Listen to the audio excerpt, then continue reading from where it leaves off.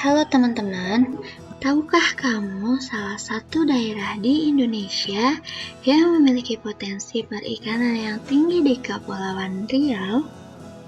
Iya, Kabupaten Kepulauan Anambas, karena letaknya di wilayah pengelolaan perikanan atau WPP 711 Laut Cina Selatan. Kabupaten Kepulauan Anambas terletak antara 2 derajat sampai 3 derajat lintang utara sampai dengan 105 sampai 106 bujur timur menurut Undang-Undang Nomor 33 Tahun 2008. Batas-batas wilayah Kabupaten Kepulauan Anambas: sebelah utara berbatasan dengan Laut Cina Selatan, sebelah selatan berbatasan dengan Kepulauan Tambelan, sebelah barat berbatasan dengan Laut Cina Selatan, dan sebelah timur berbatasan dengan Laut Natuna. Untuk luas Kabupaten Kepulauan Anambas kurang lebih 46.664 km persegi. Hanya 634 km persegi atau 13% yang merupakan daratan. Selebihnya yaitu 46.056 km persegi atau 98,7% merupakan lautan, yang dimana mayoritas penduduknya berprofesi sebagai nelayan dan petani. Kabupaten Kepulauan Anambas memiliki potensi perikanan yang luar biasa. Nilai produksi perikanan pada tahun 2019 mencapai 21,6 miliar rupiah. Untuk hasil produksi perikanan budidaya mencapai 293,5 ton pada tahun 2019. Untuk potensi dan permasalahan di Kabupaten Kepulauan Anambas, yaitu adanya potensi budidaya perikanan yang menjadi saksi kejayaan nelayan Anambas, dan adanya 5 daya tarik wisata terbaik Kepulauan Anambas menurut hasil analisis Profesor Janianto Damanik, yaitu Pantai Padang Melang yang berada di Desa Batu Barapit, Kecamatan Jemaja, Pulau Penjalin yang berada di Desa Ladan, Kecamatan Palmatak, Pulau Mangkian Panjang yang berada di Desa Batu Belah, Kecamatan Siantan Timur, Pulau Rengkek yang berada di Desa Mubur, Kecamatan Siantan Utara, dan Pulau Durai yang berada di Desa Mubur, Kecamatan Siantan Utara. Sedangkan untuk permasalahannya, yang pertama, belum adanya pengumpul ikan yang masuk ke Kepulauan Anambas karena tidak memiliki alat transportasi yang memadai sesuai Surat Dirjen Budidaya Kementerian Kelautan dan Perikanan Republik Indonesia. Yang kedua, belum adanya perencanaan yang khusus terkait beberapa pariwisata yang ada di Kepulauan Anambas, sehingga kurang memberikan manfaat bagi perekonomian di daerah Kepulauan Anambas. Dan yang terakhir, adanya gap subsistem hulu hilir, di mana hulunya kurang terjaga sedangkan demand dari luar sangat tinggi. Jadi di sini teori yang digunakan itu teori lokal economic development, aquaculture dengan konsep blue economy. Nah, menurut penyampaian dari Blakely pada tahun 1989 yang mendefinisikan lokal economic development, yaitu di mana proses pemerintah lokal atau organisasi berbasis masyarakat mengelola sumber daya yang ada dan melakukan kemitraan dengan sektor swasta untuk menciptakan lapangan pekerjaan dan menstimulus aktivitas ekonomi. Nah, jadi di sini kan sudah dijelaskan bahwa ada kata kemitraan yang berarti ada beberapa pemangku kepentingan yang terlibat dan ada stakeholdernya juga. Nah, selanjutnya menurut Bank Dunia, ekonomi biru atau blue economy adalah pemanfaatan berkelanjutan sumber daya laut untuk pertumbuhan ekonomi, peningkatan mata pencaharian, dan pekerjaan dan kesehatan ekosistem laut. Nah, lalu pembahasan selanjutnya itu mengapa memilih blue economy. Nah, jadi karena blue economy sudah mencakup beberapa kegiatan seperti energi terbarukan, perikanan, penanganan limbah, perubahan iklim, pariwisata, dan transportasi maritim. Nah, perikanan budidaya dapat menjadi penggerak blue economy dan memiliki dampak yang baik untuk komponen-komponen blue economy lainnya. Nah, di sini ada 4 komponen blue economy. Jadi dari seluruh komponennya itu harus terintegrasi antara yang pertama konservasi, yang kedua sektor inovasi termasuk di dalamnya ada aquaculture, yang ketiga itu low carbon economy, dan yang keempat social innovation. Nah, jadi perlunya integrasi dan kerjasama antara masyarakat, pemerintah setempat, dan investor lokal. Pengembangan aquaculture dengan konsep blue economy di Kabupaten Kepulauan Anambas dapat diterapkan dengan cara membudidayakan, pemeliharaan, serta produksi hasil perikanan seperti potensi budidaya perikanannya yaitu ikan kerapu.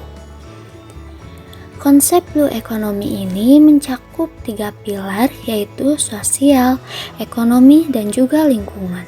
Strategi pengembangan ekonomi lokal yang dapat dilakukan di Kabupaten Kepulauan Anambas diantaranya untuk pilar sosial terdiri dari 2 strategi. Yang pertama, peningkatan permodalan masyarakat melalui perbankan, koperasi nelayan, dan juga investasi. Dan yang kedua, peningkatan keahlian kepada pelaku usaha seperti teknologi budidaya, manajemen kualitas air, dan juga manajemen pemberian pakan. Untuk lebih lanjutnya, strategi pengembangan di pilar sosial perlu diadakan pengadaan program oleh pemerintah. Di antaranya, yang pertama, edukasi dan pemberdayaan masyarakat lokal melalui sosialisasi dan juga pelatihan. Yang kedua, bekerja sama dengan pemerintah dalam pengadaan koperasi nelayan yang bekerja sama dengan lembaga perbankan terkait. Dan yang ketiga, peningkatan investasi dengan bekerja sama dengan investor lokal untuk menyongkong lebih jauh kegiatan ekspor. Program-program tersebut tentunya perlu ada integrasi dan kerjasama antara masyarakat, pemerintah setempat, dan juga investor lokal. Strategi pengembangan kedua di pilar ekonomi diantaranya dengan peningkatan kapasitas produksi melalui intensifikasi usaha budidaya ikan kerapu menggunakan keramba jaring apung. Kemudian pengadaan benih ikan kerapu serta infrastruktur pendukung yang baik. Dan untuk pilar lingkungan dapat dilakukan penentuan kondisi perairan yang aman dari pengaruh cuaca dan penentuan regulasi terkait pengelolaan limbah di laut. Metode pendekatan integrated multitropik aquaculture keramba jaring apung seperti gambar di samping dapat diterapkan di Kabupaten Kepulauan Anambas, di mana di dalam keramba jaring apung terdapat budidaya ikan kerapu dengan di pinggir atau di sekitar keramba jaring apung tersebut disediakan tumbuhan seperti rumput laut yang berfungsi untuk menyerap nutrien yang tidak bisa diserap oleh ikan kerapu dan juga sebagai penyeimbang dengan lingkungan. Pengembangan ini akan melibatkan banyak stakeholder dalam prosesnya. Nah, maka dengan demikian pengembangan pariwisata dalam hal ini, yaitu pariwisata berbasis kemaritiman membutuhkan dukungan atas sebuah kebijakan yang memiliki kejelasan dari apa yang menjadi standar kebijakan, serta sasaran yang seperti apa yang dicapai dari kebijakan tersebut. Lalu lanjut ke peran stakeholder dan siapa saja yang terlibat. Dari sini ada 5 pihak yang terlibat. Yang pertama itu ada Bapeda, Badan Perencanaan Pembangunan Daerah yang berperan dalam bentuk perencanaan dan pemetaan kawasan-kawasan pariwisata.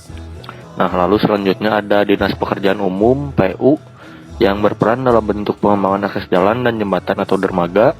Lalu yang ketiga ada Badan Lingkungan Hidup (BLH) yang berperan dalam bentuk kajian ekosistem dan kelestarian lingkungan.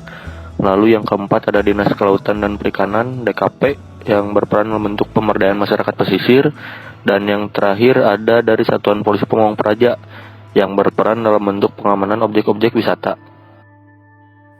Penerapan konsep blue economy ini diharapkan bisa mengatasi permasalahan serta menjawab keberlanjutan pengembangan aquaculture di Kepulauan Anambas. Juga penerapan konsep ini diharapkan dapat meningkatkan pendapatan rumah tangga, baik itu bagi nelayan lokal, pelaku usaha maupun masyarakat lokal di Kabupaten Kepulauan Anambas. Sebagai upaya perwujudan konsep aquaculture dengan blue economy, di mana salah satu dari komponen local economic development yaitu value for local community atau manfaat untuk masyarakat lokal seperti peningkatan ekonomi, peningkatan lapangan kerja, maupun perbaikan infrastruktur. Ditetapkanlah area-area untuk menunjang budidaya perikanan di Kabupaten Kepulauan Anambas, seperti pengolahan komoditas hasil perikanan, area pengelolaan limbah, area pengepul perikanan, UMKM, pengolahan ikan setengah jadi, dan juga rencana pasar ikan akan ditetapkan di Kabupaten Kepulauan Anambas.